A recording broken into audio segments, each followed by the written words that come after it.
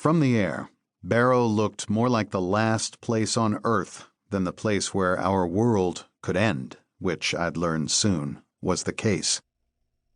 The big Globemaster transport made a wide turn over the frigid ocean and angled back toward the airport's lone runway, its 4 mighty engines spewing air. The roar was tremendous. We were at the top of North America. The town of 4,500, mostly Inupiat Eskimos, hugged the junction of the Chukchi and Beaufort Seas, waters frozen for centuries until recently, now passable to ships in summers. The water looked black as anthracite. I didn't see any ice out there. The big stuff, the pack, I knew, would come farther north.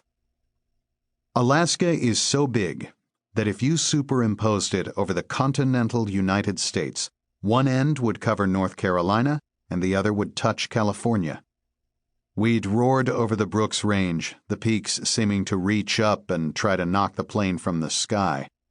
Dull sheep stared back from snowy crests. Then the mountains had dropped away, and the land had become brown tundra, rolling grass-covered hummocks and thousands of elliptical freshwater lakes. Shaped like sunglass lenses, they threw back golden glare through rainbows of vapor, mist tendrils, fog, drizzle. The sense, gazing out, was of flying through gigantic lungs.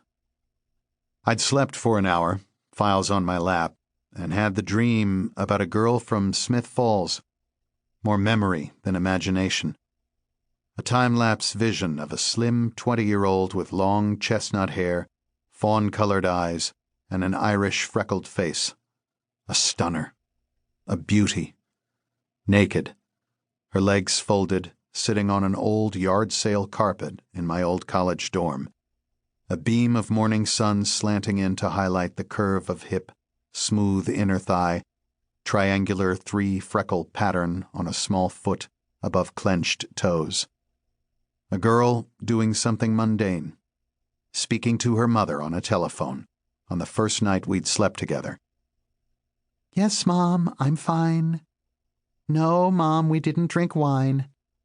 A girl who, at that moment, had seemed the most breathtakingly beautiful image I'd ever seen. I'd married that girl, but the early vision we'd shared of each other had not lasted. Still, it had not occurred to me then that years later, after many stunning views, elephants grazing at dusk in Angola, glaciers 200 feet high calving in Antarctica, the moon on jungle canopy in Nicaragua, the simple image of a girl in a dorm room would stand out. Some people think nightmares are the worst dreams from which to awaken, but it's beauty that gets you. Not ugliness. Glory that ambushes you with the bittersweet touch of remorse, slipping through the unconscious to a 39-year-old bachelor who traded family for duty. The barest whiff of regret that comes when you open your eyes in the morning, before the tasks of daily living wipe it away, that glimpse of solitude that I'd realized in rare moments comes with membership in the unit. Although no one tells you that when you join. I'd chosen to confess to my wife what I'd done, and watched her close up to me forever. The last image, before I shot awake, was a coiled, black, old-fashioned rubber telephone cord pressed against a white breast, leaving a pink mark. Can you beat it? Just a plain phone line. And I'd woken with a hole in my gut, the co-pilot's hand on my shoulder, and with the sour knowledge that the man who shared Nina's bed now was behind me in the plane.